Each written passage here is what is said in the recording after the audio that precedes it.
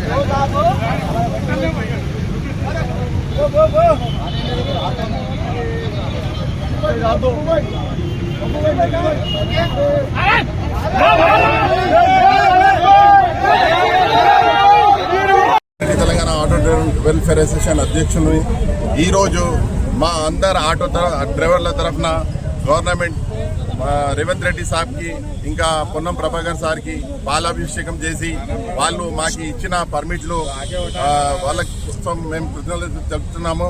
మా అందరు డ్రైవర్ల తరఫున మేము మీడియా ద్వారా గవర్నమెంట్కి ఇచ్చేస్తున్నాము. పర్మిట్ల విషయంలో మీరు మంచిగా స్పందించి 40,000 పర్మిట్లు ఓపెన్ చేసి 40,000 ఫ్యామిలీని ఉపాధి దొరికినట్టు మీరు మా డ్రైవర్ల కోసం పనిచేసినారు. మీకు చెప్తూ ఇంకా వేరే విషయాలు కూడా 12,000 నెలకి సంవత్సరానికి ఇస్తారని, మళ్ళీ ఆటోమీటర్ ఛార్జీలు పెంచుతారని మీ మీద మాకు నమ్మకం ఉంది.